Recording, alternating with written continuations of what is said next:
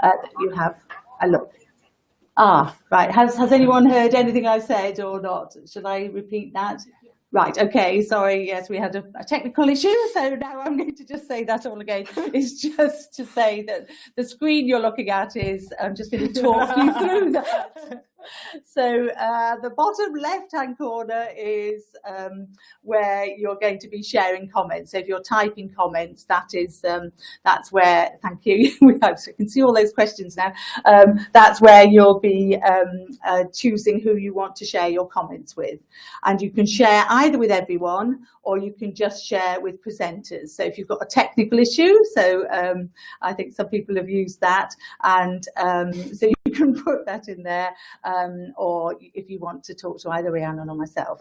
At the top of the screen, there's an interact button, and that's where you can type, and that's allow you to sort of type and to chat with us. There's a yes and no feature there that we're going to use towards the end of the presentation. And just to put people's mind at rest that we're never going to be looking at you. So the cameras, we're not going to be turning cameras on, so that we can, that you'll share those with us. So, and then just one last thing, there will be an evaluation at the end of the webinar, and that will replace the screen. So we would ask if you could, it'd be really useful to get your comments on this. So thank you very much. So I think now the screen is going to change a little as we're going to start our presentation. So I would really like to welcome everybody here for the presentation. I'll just move that aside. Yeah.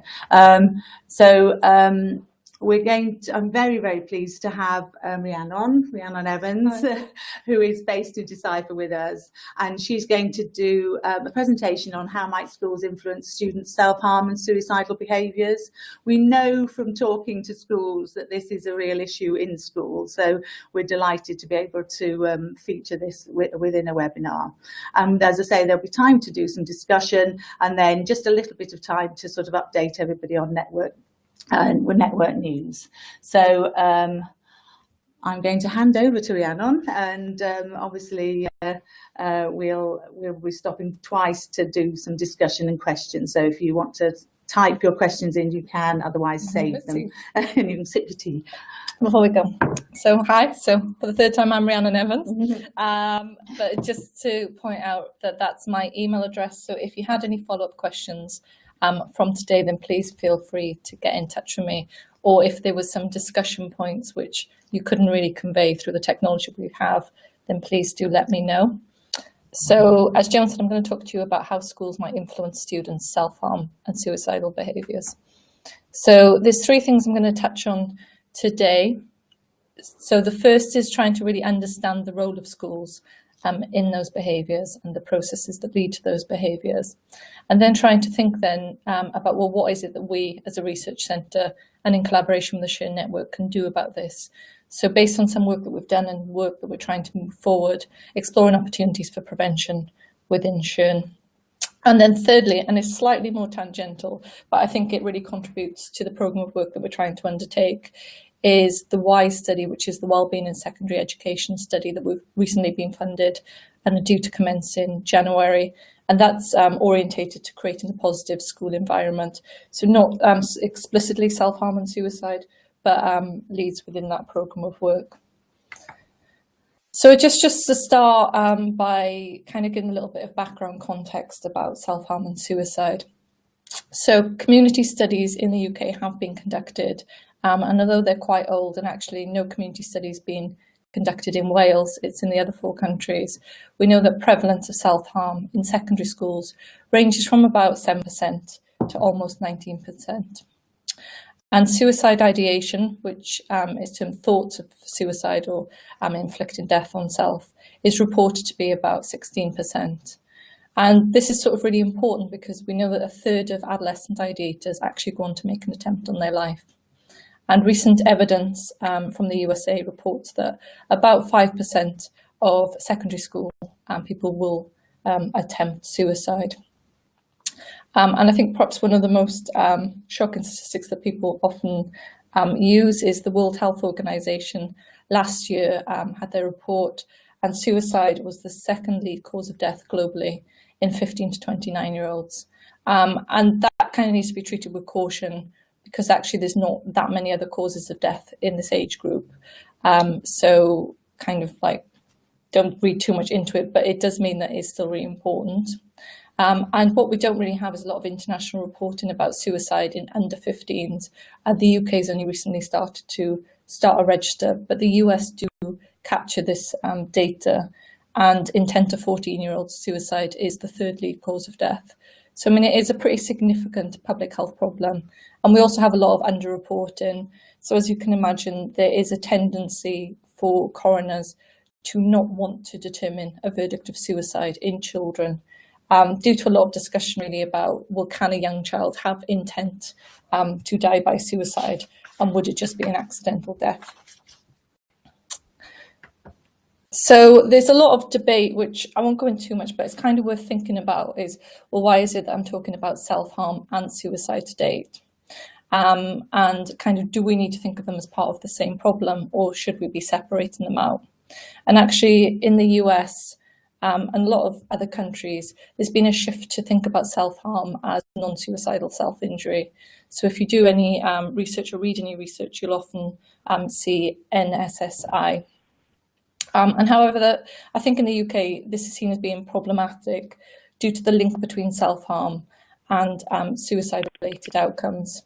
So, for example, self-harm is associated with suicide ideation, and also self-harm in adolescence predicts suicide in later life. So in the UK, there has been calls to see them as part of the same continuum and kind of part of the same trajectory and journey, that although you might think something to be quite a superficial self-harm in childhood and adolescence, actually it can be symptomatic of later problems. And I've just kind of reiterated the point there about, well, what do you think about it being a continuum? And I guess for you to reflect then on how your school might understand self-harm, and just given those associations, do we see it as something meaningful that we need to be engaging, or is it kind of, people often discuss self-harm as being inauthentic and superficial and lacking severity, so it doesn't need to be treated as necessarily problematic. So trying to move on then and think about, well, how do schools impact students' health behaviours? And I'll just talk a little bit broadly about health in general, such as tobacco and substance use, pregnancy, etc. So there's been quite a bit of theoretical work recently. So this paper, which will be freely available by Farah Jamal and some colleagues here, was looked at, well, how do schools impact on students' health behaviours? And they offered a number of theories around this. So firstly was this idea of young people's identity work and need to adopt tough identities. So we see adolescence as a period where young people are forging identities for themselves. And sometimes when they're kind of positioned out of ideas of success within schools, they can try and create alternative identities for them. And this can often be a tough identity, which engages in substance use, alcohol, smoking. But also we have to recognise that schools can be a challenging environment for young people, that there may be bullying, etc. going on. And some young people might adopt these behaviours in order to survive within their peer group. Also, they talk about unowned and unsupervised spaces. So more traditionally, this would be seen as kind of smoking behind the shed. But basically there's unregulated spaces in schools where teachers or staff might not be present. And when you have a group of peers congregate together, maybe at break time or lunchtime, that might lead to or facilitate engagement in these sort of behaviours. And then one of the key things here, and I'll kind of touch on this theme throughout, is about relationships between staff and students. So we know that when students are engaged in school, they feel part of the ethos and they're kind of drawn into the norms of the school. They're more likely to engage in positive health behaviours. But also when students trust staff, when they feel that they have meaningful relationships with them, when staff are delivering health messages, such as PSC, young people are more likely to be receptive to that and take on the message. And then fourthly is just the idea of escaping school, which probably seems self-evident, that school can be challenging, it's filled with challenging relationships, academic pressures, and substance use, smoking, etc. can just be a form of escapism for students. So we can kind of see an emerging set of theories then about, well, how is it that schools might influence? students' health. I'm trying to move now more into what we know about self-harm and suicide. So a colleague of ours, Judy Kitchener at Bristol, has been working with the Avon Longitudinal Study of Parents and Children, also known as ALSPAC. So this is a cohort study, so it just follows young people across the life course and measuring a range of health outcomes and behaviours. And a recent piece of work she did, which some of you might have actually seen her present on if you'd come to the GW4 event, was that self-harm at age 16 was associated with the previous factors. So not getting on with or feeling accepted by others within school, not liking school or classwork, and feeling that teachers are not clear about behaviours and fail to consistently address misbehaviour. So this kind of sense that you're unfairly treated, that other peers might have advantages over you in terms of how they are treated by staff. So I'm just going to have a quick drink. So now moving on to a piece of research that we've been doing this summer, was trying to kind of map what Jamal and all had done more broadly around health and really focusing on self-harm and suicide. So we tried to review qualitative research in quite a systematic way to think about how is it that schools impact self-harm and suicide. So unfortunately, there wasn't much research, and actually the quality of the research was quite poor, but we forged on nonetheless. So we actually only had 9 articles in the end, which reported on 8 studies. So now you're going to see a minor type error on my part. So the studies, it's actually 3 of them were from Australia, 4 from UK, 1 from Canada, and 1 was from Hong Kong. And of these, 1 reported on suicide, and that was a study from Hong Kong. So actually what I'm going to talk about now is much more related to self-harm, as it was a culturally very distinct study, which I'm not sure would be that useful to us in the UK. And then 8 reported on self-harm, and 7 of them were in secondary schools and 2 were on primary schools. And both of those primary school studies kind of came from the same authors. So we extracted the data from the studies and tried to reanalyze it and tried to generate themes really, which kind of tried to give us insight into, well, how is it the schools influence these behaviours? Wrong one. So the first theme we had was about the invisibility of self-harm in schools. So this kind of feels a bit surprising in many ways, because we talk about self-harm a lot, and even in the Share network, people are always saying self-harm is a major issue that they are dealing with. But what the research was sort of telling us was people saw self-harm as a problem, but in much more of an abstract sense, that they knew this was something that young people were doing, but they didn't necessarily connect that with what they were encountering every day within their own school environment. And so studies often discuss behaviours that were hidden by their students, unaware of by the majority of the staff, and really undefined by the curriculum. It just didn't really feature. And this was one of the quotes that we'd had. So it's like anorexics and bulimic behaviour. Yes, I think people have always done that, but we didn't necessarily identify that. I mean, certainly one of the teachers in my department knows an adult who has psychiatric problems and she cuts a lot. It's something that people keep to themselves. It's not something people talk about. And actually, I think the evidence that this is true about this invisibility is a couple of studies asked school staff to estimate the prevalence of self-harm in their students, and they significantly and systematically underreported it. And a lot of that is linked to, well, what behaviours constitute self-harm. So for a lot of staff, it was the more extreme end of cutting, and cutting maybe to the point where the bone was exposed, and more low-level behaviours such as acting out, and maybe issues around eating, under-eating, overeating, which may be defined as self-harm or intentional harm to self, didn't really fall within the remit that how people understood these behaviours. And I think in terms of more tangible manifestation of this invisibility was it was often undervalued or omitted from mainstream curriculum, despite young people routinely saying that they wanted to talk about it. So there's a couple of quotes here to illustrate that. So self-harm is attention seeking, but it's because of depression. We're not taught about it. We need to know. The school doesn't want to admit it. Cutting is attention seeking. It's normality now. So it's this kind of sense of, for a lot of young people, it's so normalised. This is something that young people do, but we're just not really exposed to about it in school. And I think quite interestingly, a second person says, there are posters all around school for smoking, but then there's nothing for counselling or anything like that. In my school, there are more people who actually self-harm than smoke or drink, have an assembly about self-harming. And I think that really resonates with what we're seeing in trends in young people, is that a lot of traditional health behaviours, maybe such as substance use or tobacco, are actually in decline. But self-harm and mental health problems and well-being actually seem to be on the increase. And young people are picking up on this and are responding by saying, well, why is our curriculum not really accommodating this change in our health needs? And then thinking then, well, what are the implications of this invisibility?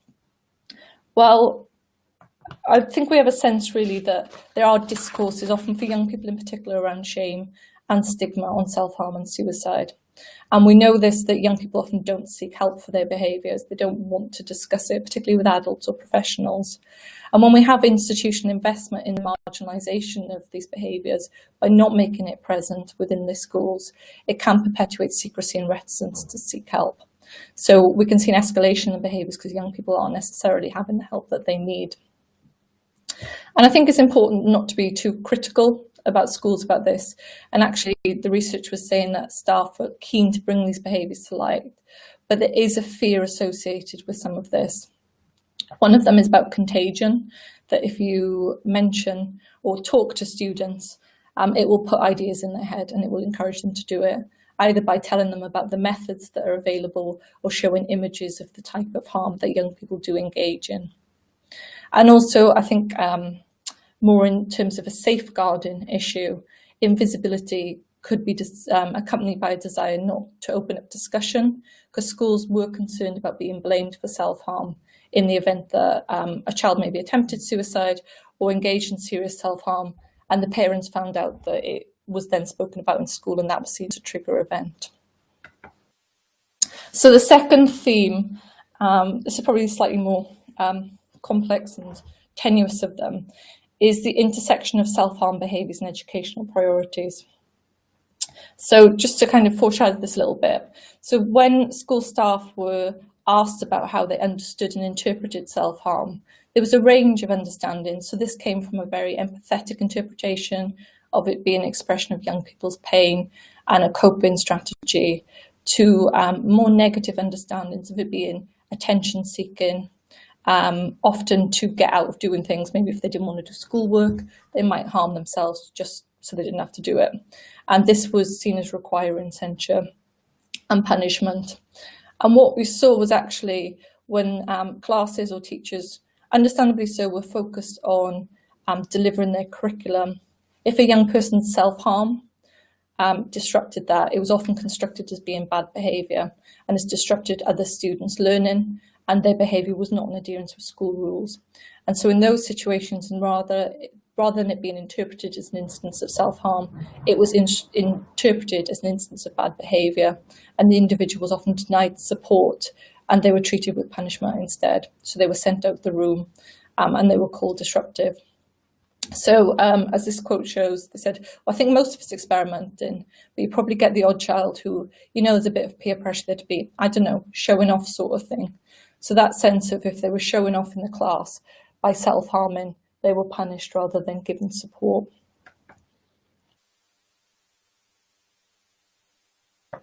So as an extension of this, I'm thinking about the structures really of schools and educational priorities. Some of the studies talk about school staff working in an environment driven by standards and progress. So this is something which has increased with sort of neoliberalism in the last 20 years, about standards understanding of education. And self-harm doesn't necessarily fit with those understandings, because self-harm journeys aren't necessarily done according to a linear trajectory. So you might not self-harm and then you're treated and then you stop self-harming. You can move in and out of being a self-harmer across your life course. So actually a lot of school staff felt quite disempowered and lacking competence if they tried to help a student. That young person had seemed to stop self-harming, but then returned to those behaviours a few months after. It just didn't really fit with the nature of schools and how schools are driven towards constant improvement. And actually what that could lead to then is a reticence to offer continued support or to help the next young person, because they were concerned, well, maybe they weren't making meaningful change and that young person might revert to those behaviours in future. So the third theme, and I think might be most interesting to some of you, is school management strategies and how do we understand the impact of how schools manage incidents of self-harm. So I think there was a universal sense, and having spoken to a number of people in the shared network, this might also be true, that school staff felt insufficiently trained or had inadequate time to offer support. And I don't mean this negatively, but schools said that teachers often didn't want to know, or they were very keen to refer the student on because they wanted to relieve the burden. And there was very much this focus on, we need to find an expert who knows how to manage this, who knows what to do. So one quote said, it's this panic. As soon as someone says, I'm doing this, it's like, I feel some sort of panic. Oh my God, what are they going to do? Oh my God, you know. And it's all like, let's quick, blah, blah, blah. Let's get someone, let's find someone, let's do something. And the second one then is, well, there are teachers who have got an awareness, I think, but I've got to get rid of that. I don't need to hold on to that right now. I just want someone to help this young person. And that's a totally understandable human response. And that is understandable, but schools often engage in what might be called an escalation approach, or what some termed an up and out approach, where if a teacher found out that a young person had been self-harming, their strategy was to escalate it through the hierarchy to the head teacher, and then the head teacher would then search for external experts. So it might be someone from CAMS, and they were brought in to treat the child. But actually what students often describe this of is Chinese whispers, of everyone in the school was talking about what they were doing and their harming behaviours. And this just doesn't really fit with what students want to do within schools, because actually they want to talk about their self-harm to teachers and the reasons which might have led to it. So one person says, year head and the deputy year head, they've been very supportive because you can go to them at any time and they'll sit down and they'll let you talk to them. But actually often due to that sense of teachers maybe wanting to find experts and relieve that burden, they felt the staff were often reluctant to engage in discussion. So I never told them that I self-harm. I did tell them that I was depressed and I'd had these suicidal thoughts, but she never said anything. She was like a nurse. If I had a broken leg, I'd go straight to her for a bandage or whatever, but she never said anything. So they felt the staff were often reluctant to engage with them. And actually this led to then a reticence to disclose those behaviours in future. They felt they didn't have a supportive school environment, but also if they were to disclose, it would become a big drama, everyone would find out about it. And so it made them retreat into themselves more. So the fourth and fifth theme are much more straightforward. So understandably, theme 4 was the pressure to perform. So it just taps into this notion that school is very stressful for young people at times, and it can cause anxiety and stress. So one person says, well, I don't think I'd be very surprised to see a primary school child who'd started to self-harm, purely and simply because the work was too difficult in school, or because they were having some problem in school. And both primary, second and secondary settings were seen as increasingly places where young people were self-harming. And primary settings is quite interesting because there's been a shift there. A number of studies for a long time thought children in primary school maybe didn't have the understanding to engage in self-harm, but that's no longer true, I don't think. And I think I touched on this earlier.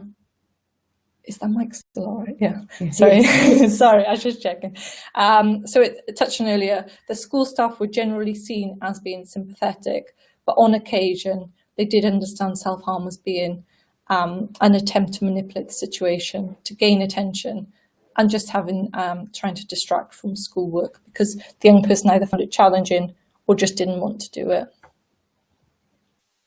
And the final theme that we picked up was around tensions and negotiations within the peer relationships.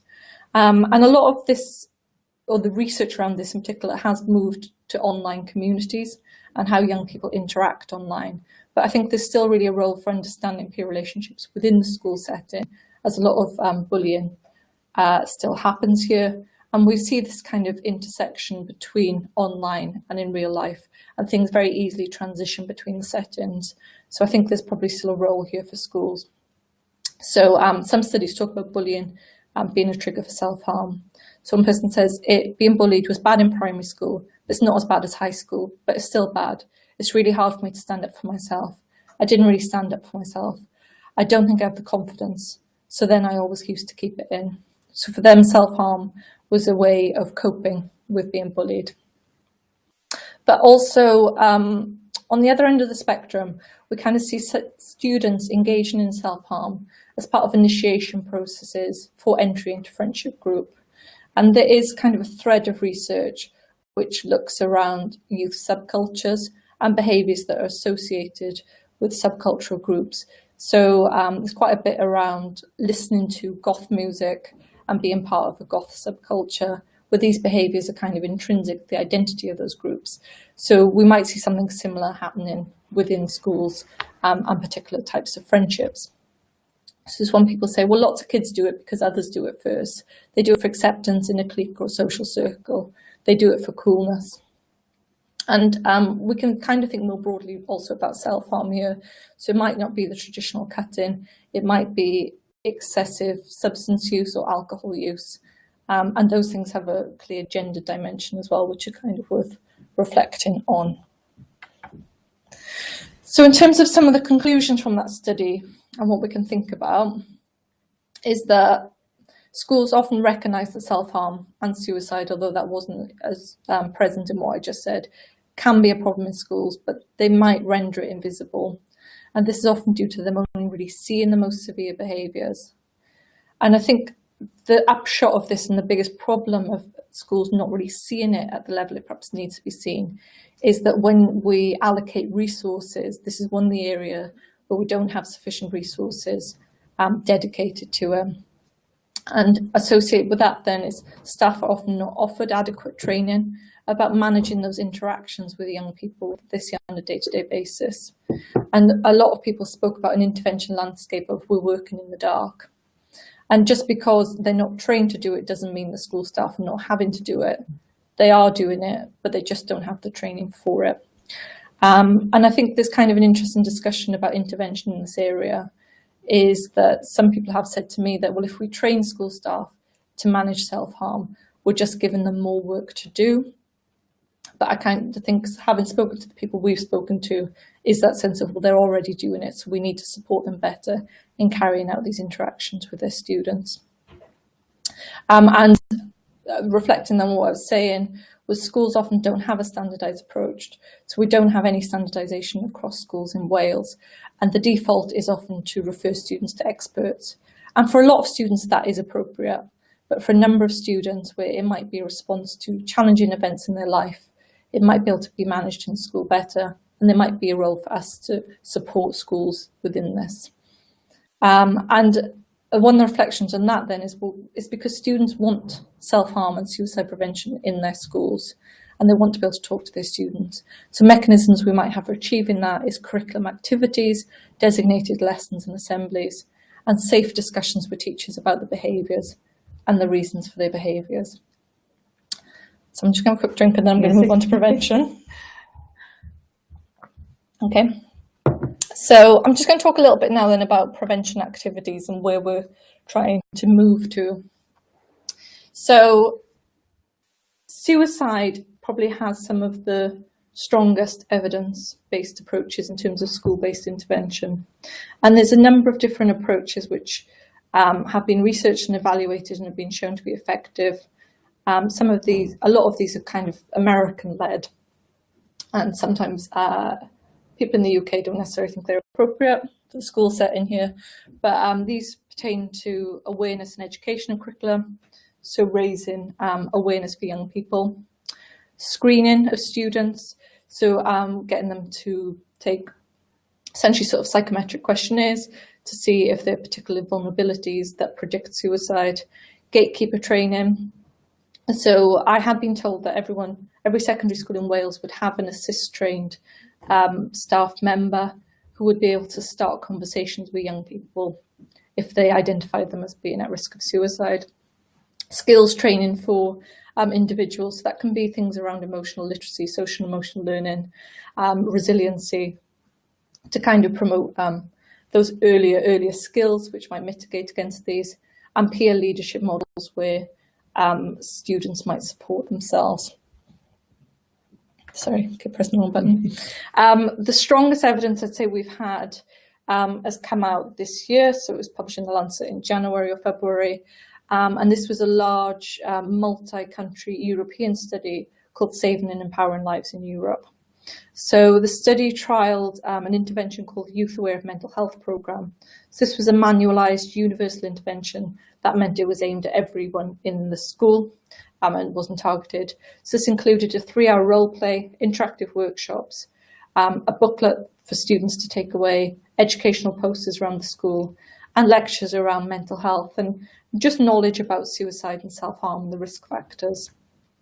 And then that was implemented by trained instructors. And actually we saw massive impacts from this intervention. So at 12 months, there was a 55% reduction in the incidence of suicide attempt and a 50% reduction in the incidence of severe suicide ideation. So I think that's probably an indication that we're starting to get a strong sense of what to do around suicide. But the problem happens then when we come to thinking about self-harm. So at present, there are no evidence-based approaches for the evidence assessment and treatment of self-harm in schools. So we've searched, we can't find any. So there's kind of development work being undertaken between Cornell University in the US and Guelph University in Canada. And in collaboration, they've developed the emerging, it's not called the emerging tool, sorry. It's called the Self-Injury Outreach and Support. So that's the link to the website. And that's information for young people, parents, for a whole range of professionals. And it does include information guides and resources for school professionals as well.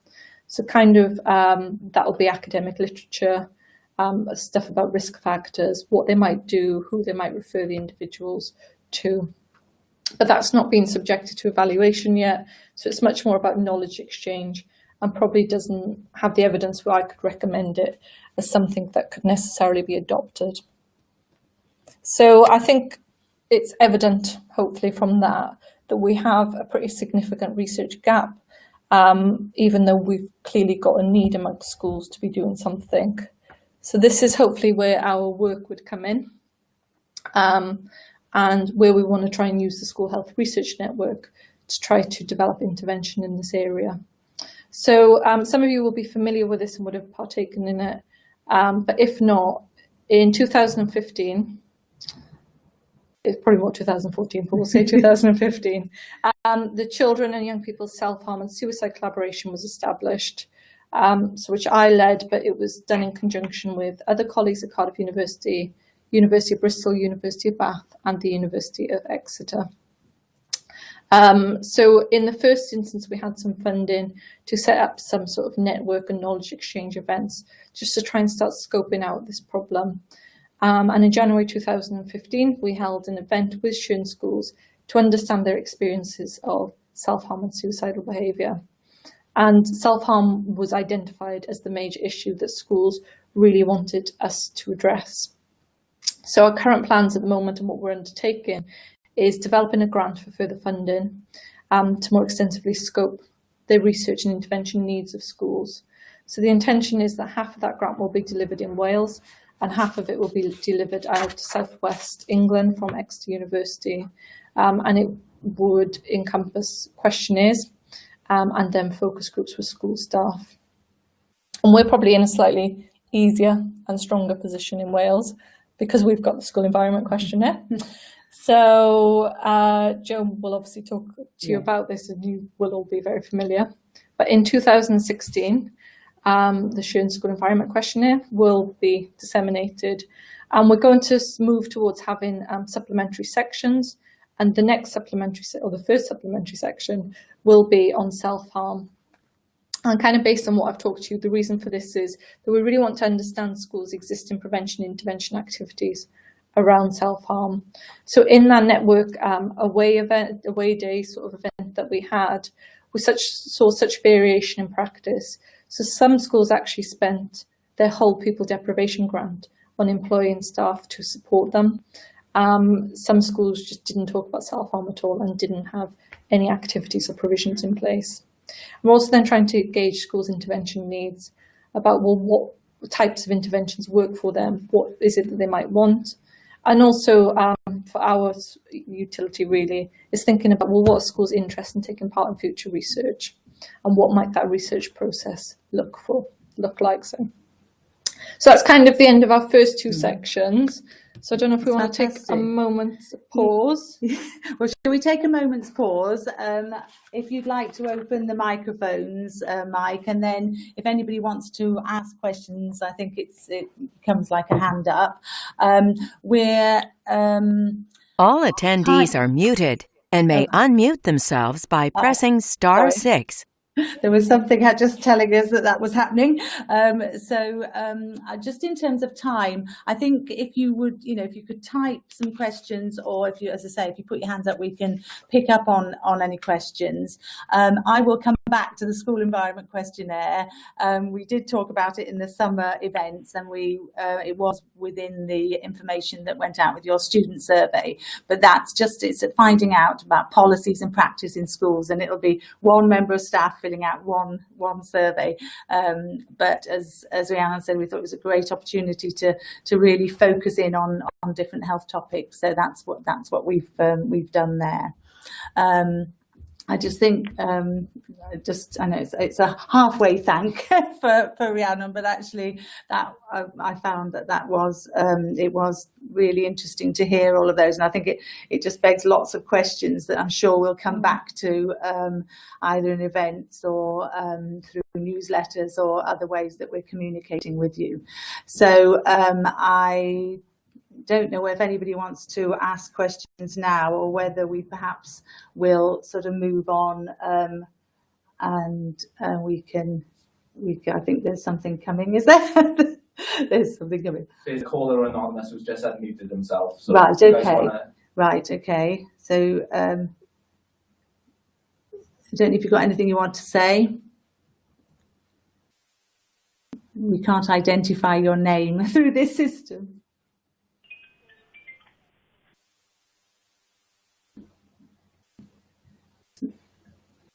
No. But that's okay. Right. Okay. Well, we're sorry. Somebody was nearly going to ask a question, and I hope it wasn't the technology that got in the way. Rhiannon's already very kindly said that if you want to email her, and we will send contact details, obviously, to everybody, and you'll get get the presentation.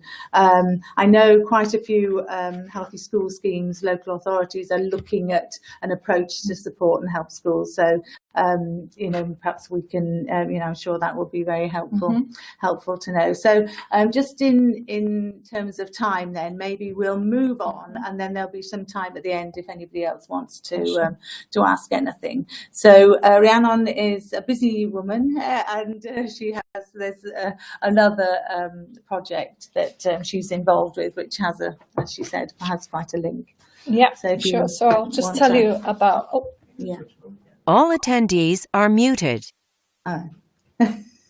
Is that okay? Yeah, we're ready to go. Okay, so I'm just going to tell you a little bit about intervention I touched on in the introduction, which is the Wellbeing in Secondary Education project, or the WHY study. So this is a trial of an intervention to improve the mental health support and training provided to secondary school teachers. So I guess trying to think about, well, why is it that we want to focus on teachers and teachers' mental health? Well, at Decipher, we do have a general policy of trying to do more whole school approaches that are more complex in their nature and not always focused on developing the individual and the individual skills, because given the complex context of their lives, often that's not sufficient. We also need to try and tap into the context around them.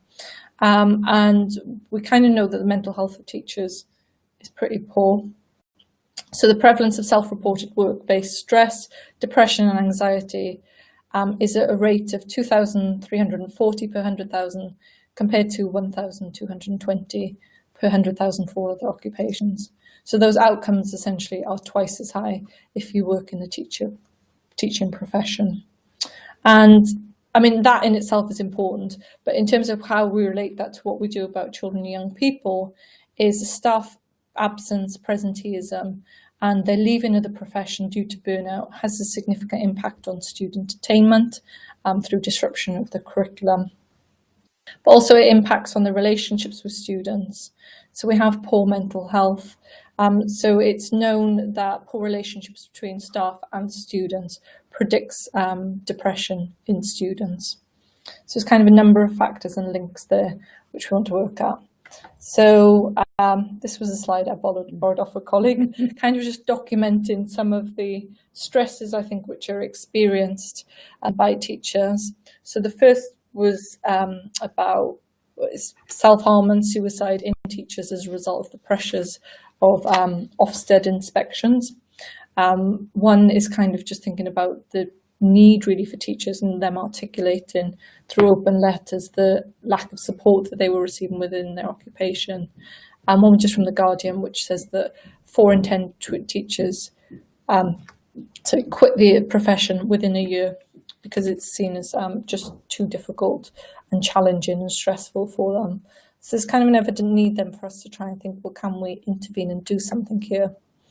So what we've developed is the WISE intervention, which has got a number of components to it. So firstly, we're trying to support staff mental health and wellbeing. And in order to do this, our aim is to train about 8% of staff in mental health first aid. So I'll tell you what that is in a minute. But a lot of you might have heard of it, or youth mental health first aid you might have heard of. And then to set up a confidential peer support service for colleagues. So these kind of models work very well in other types of interventions. But if you nominate peers who are seen as being the most influential or supportive or comforting, and they become trained in those, they can disseminate mental health messages, but also provide some support to initiate conversations with colleagues who might be seen as struggling. Then we'll train a further 7 to 8% in youth mental health first aid, and they will deliver a similar model to the students. And then just to raise an awareness kind of component to it, where everyone in the school learns about the intervention and how to utilise it, but also about mental health and wellbeing more broadly through a 1 hour session.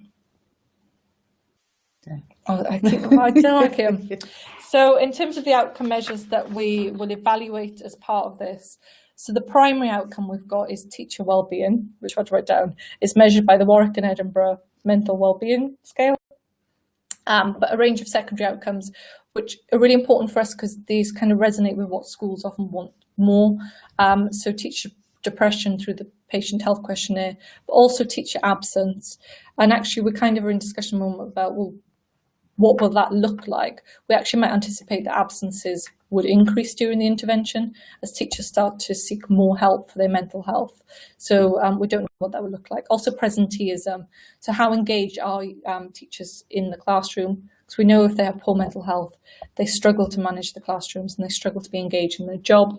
And then there's also student wellbeing, mental health disorders for young people, but also they will have their academic attainment and their absences through routine data of the school.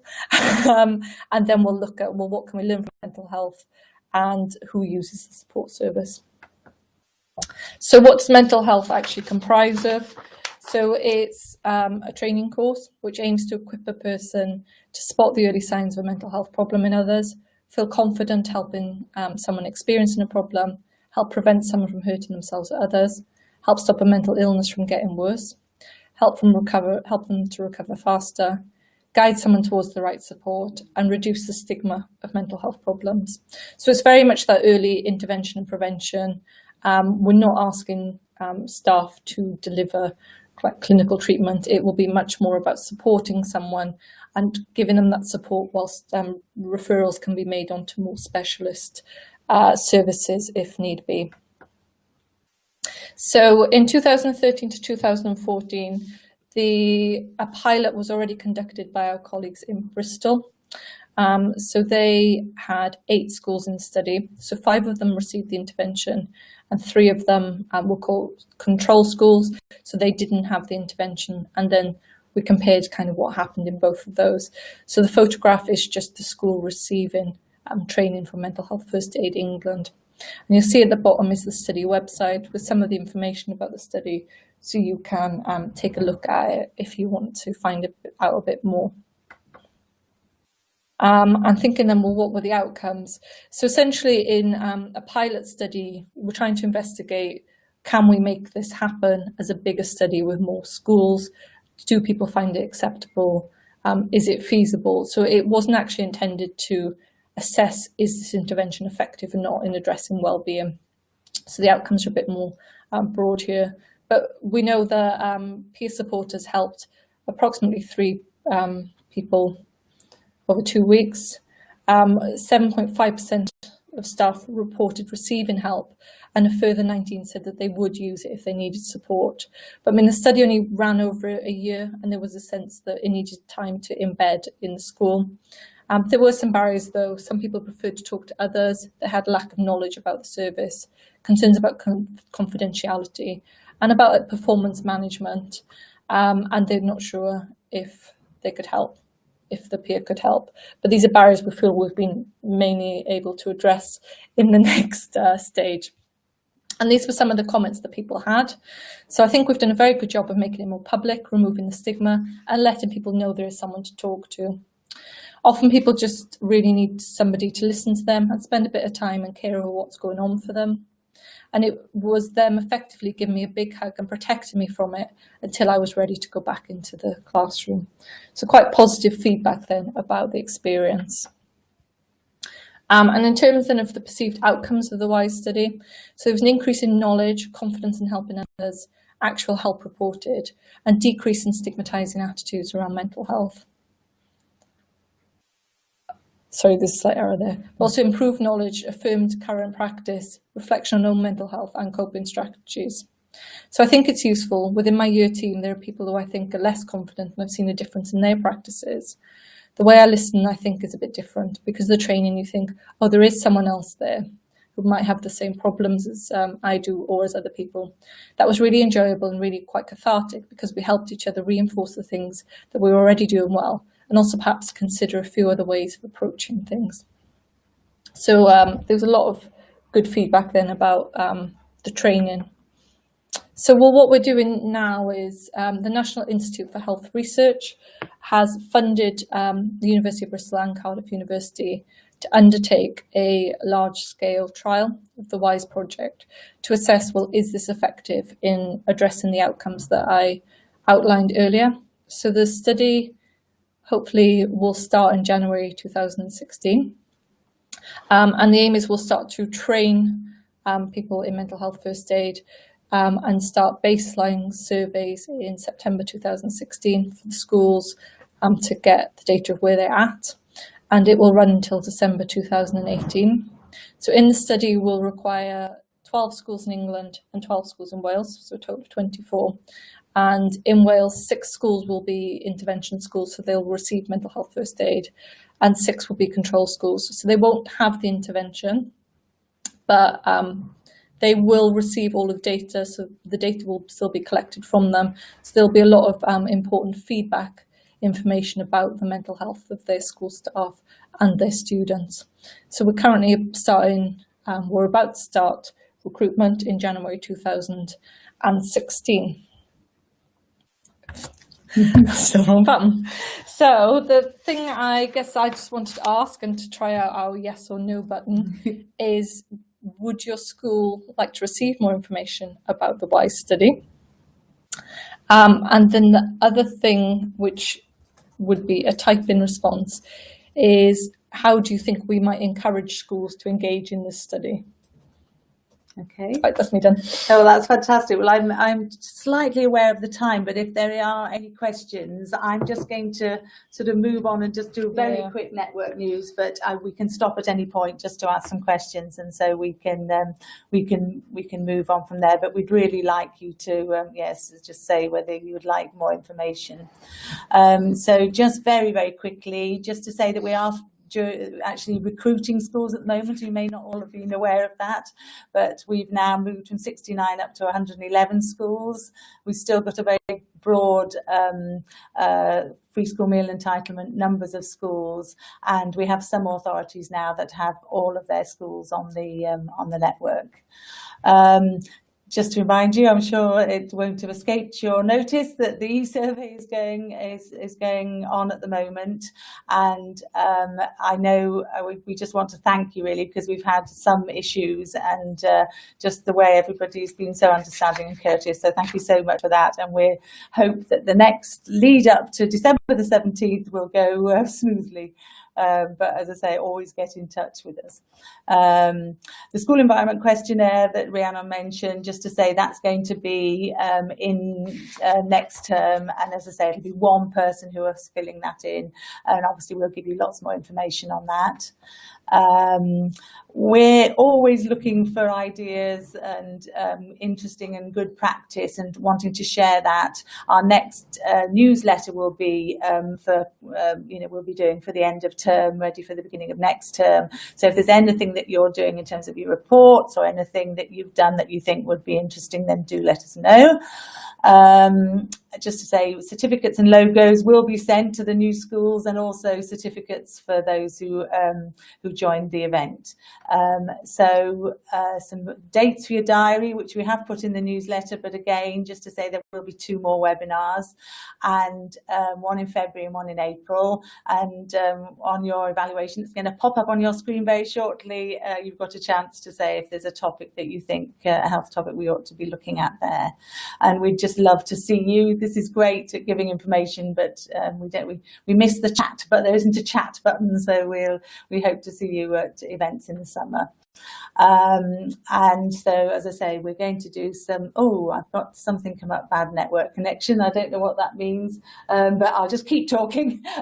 So as I say, there will be there we are. There we are, an evaluation. And what I did want to point out to you is that sorry, we've lost that. Just put it on to the next. Just one last thing, just to say that Ruth Turley, who's doing her PhD project, she wants to use the answers from the evaluation just to show how we can best share information about relevant school health research, and is webinar a good way? So your participation is entirely voluntary, and you can omit any questions you don't want to answer, and the answers will be anonymous and stored confidentiality, and it just shows there about the research ethics. So on that point, unless there are any questions, I know we've just gone just a few minutes over, but I think it's just a really interesting topic, and a very big and rather complex topic to look at. No, you were absolutely fantastic. No, you were fantastic, and that was really interesting. So if there are questions, either direct them to Gillian, me, or Cheryl, and we can pass them on. We've had, I know, somebody asking for the slides, and we will make sure that you'll get those slides sent to you. Do that now. In fact, Mike is going to do that now. That's absolutely perfect.